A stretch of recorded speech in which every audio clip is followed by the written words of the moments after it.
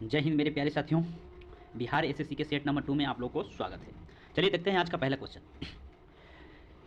नगर कोझिकोड कहलाता था तो क्या कहलाता था? कालीकट। कालीकट को ही नाम था कोझिकोड पहले।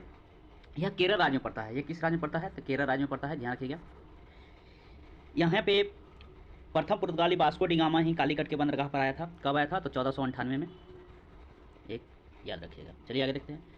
राष्ट्रीय गीत इस उपन्यास से लिया गया है, तो इसका आंसर हो जाएगा आनंद मठ। राष्ट्रीय गीत है जो आनंद मठ से लिया गया है। चलिए आगे देखते हैं। अच्छा, आनंद मठ से लिया गया है क्या? राष्ट्रीय गीत। तो राष्ट्रीय गीत क्या है? वंदे मातरम। पूछेगा कि राष्ट्रीय गीत क्या है भारत का? तो वंदे मातरम। अच्छा, इसको रचयिता कौन है? तो बंकिम चंद्र चटर्जी, याद रखिएगा। चलिए आगे देखते हैं।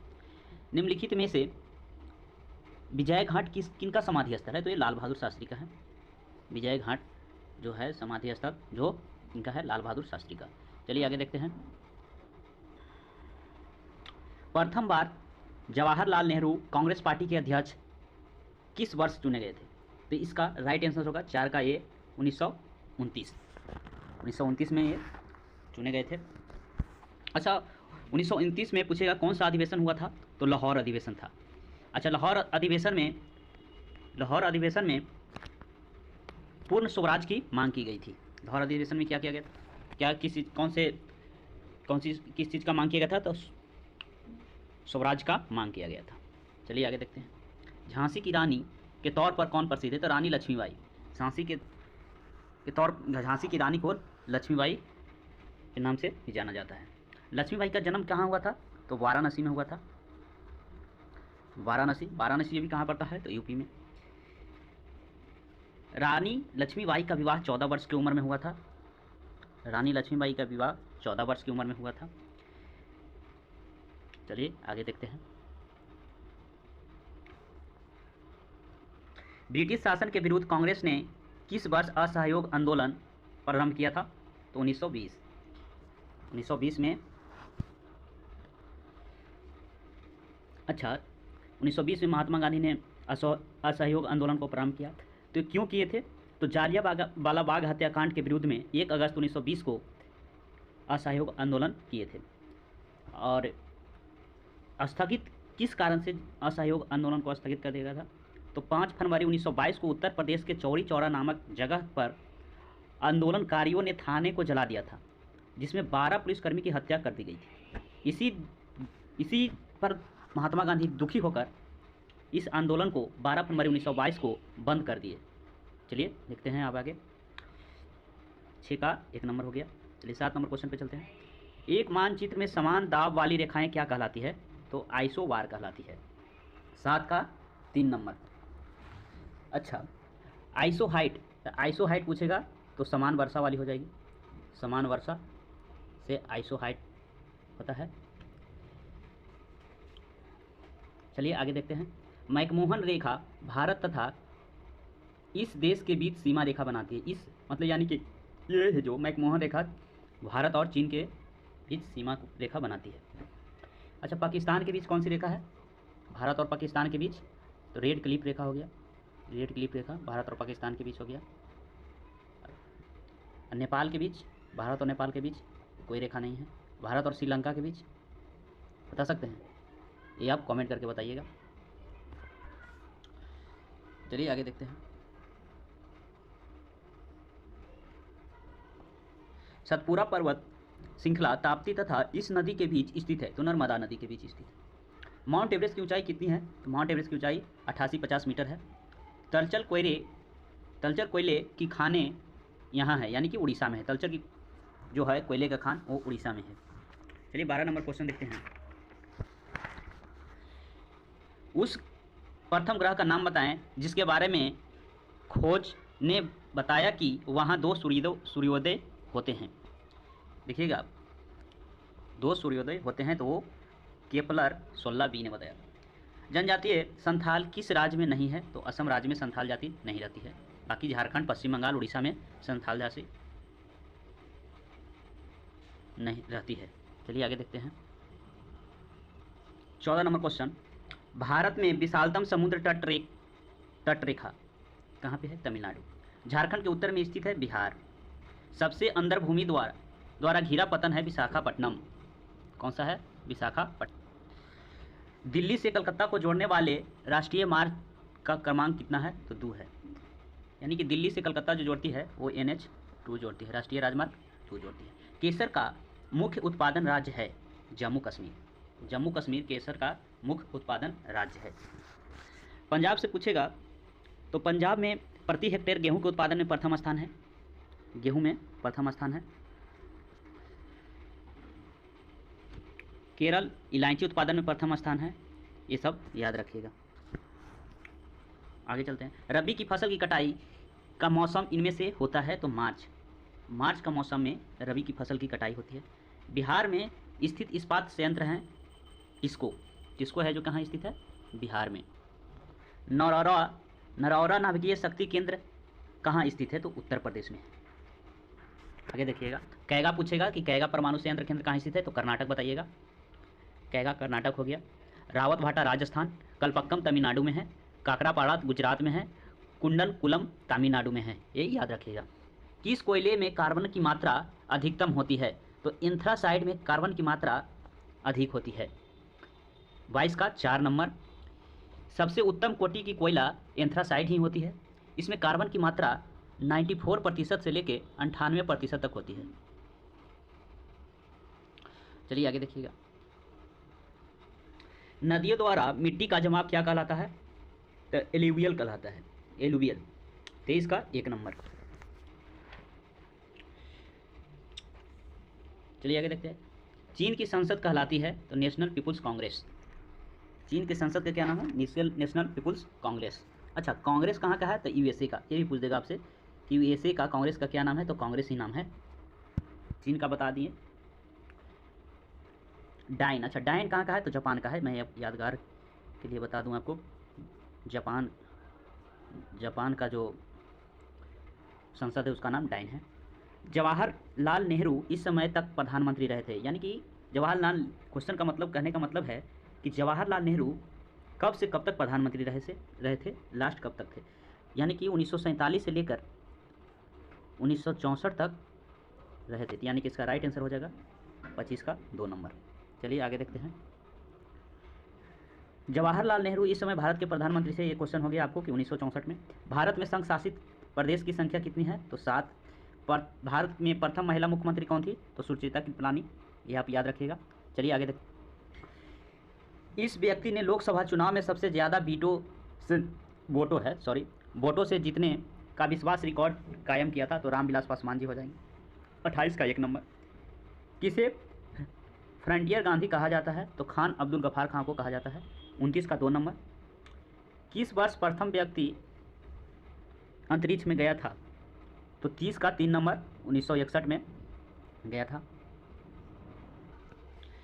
अच्छा, प्रथम व्यक्ति अंतरिक्ष में गया था 1961 में। कौन गए थे? तो यूरी गागरिन। ये कहाँ के रहने वाली थी? तो रूस के रहने वाली थी।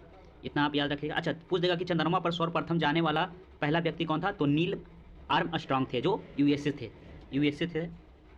यूएसए का थे। चलिए आगे देखते हैं। अच्छा, एक क्वेश्चन और बनता है यहाँ पे कि प्रथम भारतीय पुरुष अंतरिक्ष में जाने वाला कौन था? तो राकेश शर्मा। ये कब गया था? तो 1984 ईस्वी में। एक क्वेश्चन और यहाँ पे बनता है कि कल्पना चावला जो थी, जो भारतीय मूल की पहली महिला थी, जो 1897 में उड़ान भरी थी। अच्छा, अंतरिक्ष में तैरने वाला पहला व्यक्ति कौन था? तो अलेक्सी लियोनोव था। चलिए इतना देख लिए, आगे देखते हैं। ओमेगा 3 एक वर्ग है, तो बसीय अम्ल का वर्ग है। चलिए आगे देखते हैं। निम्न में से कौन परमाणु संरचना के सिद्धांतों से संबंधित नहीं था? तो क्यूरी। ये परमाणु संरचना के सिद्धांत से संबंधित नहीं था। 33 नंबर क्वेश्चन पे चलते हैं। इस धातु के यौगिक कुछ शीशों तथा साबुनदानों में के घटक हैं। तो पोटेशियम। यानी कि शीशों तथा साबुनदानों के घटक हैं, तो ये पोटेशियम आंसर होगा। चलिए आगे देखिएगा। 34 नंबर क्वेश्चन पे चलते हैं। इस तत्व का परमाणु भार मानक के रूप में लिया जाता है। तो कार्बन का। हाइड्रोजन के समस्थानिकों की संख्या कितनी होती है? तो हाइड्रोजन के 3 समस्थानिक होते हैं। तो कौन कौन होते हैं ये आप जान लीजिएगा थोड़ा सा। हाइड्रोजन के समस्थानिक की संख्या कितनी होती है? 3। हाइड्रोजन की परमाणु की संख्या कितनी होती है? 1। अच्छा, इनका 3 समस्थानिक होते हैं, कौन कौन से होते हैं? तो पहला हो गया प्रोटियम, दूसरा हो गया ड्यूटेरियम जिसको डी से सूचित किया जाता है, तीसरा हो गया ट्राइटियम। अच्छा, हाइड्रोजन की खोज किसने किया था? तो कैवेंडिश ने किया था, हेनरी कैवेंडिश ने किए थे। चलिए आगे देखते हैं, इतना आप थीम याद रख। पिंच ब्लेड किसका यस्क है? तो यूरेनियम का, याद रखिएगा, यूरेनियम का पिंच ब्लेड यस्क है। अच्छा, एल्यूमिनियम का कौन कौन सा यस्क है? तो यूरेनियम का, एल्युमिनियम का यस्क हो गया बॉक्साइट, क्रायोलाइट, कोरंडम, ये 3 एल्युमिनियम का है, एक और होता है इत्यादि। अच्छा, आयरन का यस्क पूछेगा तो आयरन का होता है haematite, magnetite, siderite, limonite. Copper का पूछेगा तो cuprite, copper pyrite, copper glance, ये हो गया। अब आगे देखिए, मिश्र धातु एल्युमिनियम ब्रांज में उच्चतम अनुपात में उपस्थित तत्व हैं तांबा। मिश्र धातु एल्युमिनियम ब्रांज में अधिकतम अनुपात में उपस्थित तांबा होता है, जिसमें तांबा का परसेंटेज 90 होता है और एल्युमिनियम का 10 होता है, यही याद रखिएगा। अकार्बनिक यौगिक से संश्लेषित प्रथम कार्बनिक यौगिक था यूरिया, ये ध्यान रखिएगा। प्रथम कौन सा था? यूरिया। यूरिया में नाइट्रोजन कितना प्रतिशत होता है? तो यूरिया में नाइट्रोजन 46% होता है, ये ध्यान में रखिएगा, बार बार पूछा जाता है। यूरिया का फार्मूला हम लिखवा दें आपको ध्यान के लिए, NH2 होल CO NH2, ये यूरिया का फार्मूला होता है, ध्यान दीजिएगा। चलिए आगे देखते हैं। अकार्बनिक यौगिक से संश्लेषित प्रथम अकार्बनिक यौगिक था यूरिया, ये आपको बता दिए। 38 का 3 नंबर। ऊर्ज अभिक्रिया इससे प्राप्त करने हेतु प्रयुक्त होती है अल्केन, 39 का 1 नंबर। सिरके का पीएच मान लगभग कितना होता है? तो लगभग 3 होता है, 40 का 2 नंबर। ग्लिसरॉल में प्राथमिक एल्कोहलिक समूहों की संख्या कितनी होती है? 2, ये आपका हो जाएगा 2 नंबर, 41 का 3। चलिए आगे। 45 नंबर क्वेश्चन कहता है प्रकाश संश्लेषण का प्राथमिक उत्पादन होता है ग्लूकोज, 42 का 2 नंबर। मशरूम है, मशरूम क्या है? कवक है, ये बार बार हर एग्जाम में पूछे जाते हैं। मशरूम क्या है? कवक है। अच्छा, मशरूम में प्रोटीन की मात्रा कितनी होती है? तो ये 94% होती है, पूछता है। मशरूम में 94% होती है। मशरूम खाने का काम भी आता है, ये आप लोग जानते हैं। ईस्ट कवक का उपयोग करके बेकरी उद्योग में भी होता है, समझ रहे हैं? तो 43 का 4 नंबर। 44 नंबर क्वेश्चन देखिएगा, यह प्रकंद का एक उदाहरण है। तो अदरक है जो एक प्रकंद का उदाहरण है। आलू कंद का उदाहरण है, आलू कंद का है। प्याज तना का होता है, प्याज तना का होता है। लहसुन वल्ब होता है। चलिए आगे देखते हैं। 45 नंबर क्वेश्चन देखिए, सबसे जोर से बोल सकने वाला जंतु है, ये नील व्हेल है, जो 45 का 2 नंबर होगा। सबसे जोर से बोलने वाली जंतु नील व्हेल है। अच्छा, एक बात बताइएगा, नील व्हेल जो सबसे जोर से बोलती है, इसका ध्वनि उत्पन्न करने वाले जीव, मतलब कि अधिक ध्वनि उत्पन्न करने वाले जीव जो होते हैं वो कौन कौन से हैं? बंदर सबसे ज़्यादा करते हैं, जो कितना 140 डेसिबल, थोड़ा सा सॉरी, बंदर का जो होता है ध्वनि उत्पन्न करने का जो क्षमता अधिकतम वो 140 डेसिबल होता है।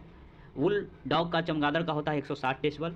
ब्लू हेवल का होता है 188 डेसिबल तक अधिकतम, मतलब कि पूछ रहा है कि अधिकतम बंदर की अधिकतम तक कितना? 140, बुलडॉग चमगादड़ तो 160 डेसिबल में। इस तरह से आप याद रखिएगा।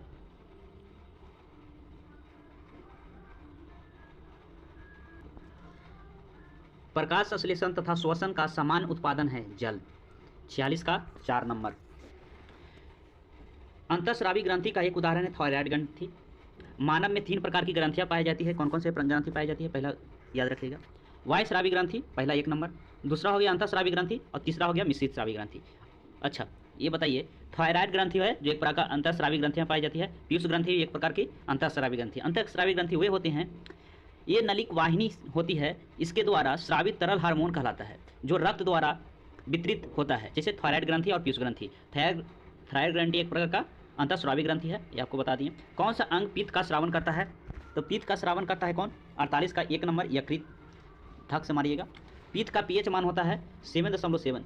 पित्त का से पीएच मान कितना होता है? 7.7। बता दें आपको कि पित्त का जो होता है पीएच मान 7.7 होता है, वो क्षारीय रूप में होता है। पीएच मान 7 से नीचे होता है तो अम्लीय होता है, 7 से ऊपर जाता है तो क्षारीय होता है। चलिए आगे देखते हैं। डीएनए टेक्नोलॉजी के विकास के पश्चात ही यह तकनीक संभव है। तो ये डीएनए उंगली नहीं, फिंगर प्रिंटिंग जो डीएनए होता है, जो टेस्टिंग किया जाता है उसके बारे में कह रहा है। निम्न का कारण है विषाणु, रैबिज, मतलब कि जो वायरस से होने वाला रोग है वो रैबिज है, जो कुत्ता के काटने से होता है, जो वायरस है, समझ गए। 50 का 3 नंबर। यह जंगली पालतू जानवर के काटने से होता है। कौन? रैबिज, विषाणु। इसके टीके की खोज लुईस पास्चर ने किया था। विषाणु के टीके का खोज किसने किया था? तो लुईस पास्चर ने किया था। विषाणु से होने वाले महत्वपूर्ण रोग है जैसे कि एड्स हो गया, चेचक हो गया, खसरा, कर्ण फेफड़ा, मेनिंजाइटिस, पोलियो, डेंगू, पीलिया, हेपेटाइटिस, हर्पिस, ट्रेकोमा, गलसुआ इत्यादि रोग वायरस से होता है। ये सब वायरस जो हम बोले वो वायरस से होता है। और कालाजार, मलेरिया, पेचिस, सोने की बीमारी, पायरिया, ये प्रोटोजोआ से होने वाला रोग है। समझ गए। चलिए, गति का अध्ययन क्या कहलाता है? गति का अध्ययन 51 का 1 नंबर काइनेमेटिक्स कहलाता है। 51 का 1 नंबर। चलिए, आज के लिए बस इतना ही। मैं हर सेट वाइज 50 क्वेश्चन का संग्रह लेकर आप लोग के सामने आऊँगा और हर ऑप्शन वाइज डिस्कशन, हर ऑप्शन को मैं पकड़कर डिस्कशन दूंगा। अगर इस चैनल पे आप हमेशा के लिए जुड़ना चाहते हैं तो इस चैनल को सब्सक्राइब करें, लाइक करें, कमेंट करें। अगर इस वीडियो में कुछ अगर त्रुटि लगती है तो आप इस त्रुटि को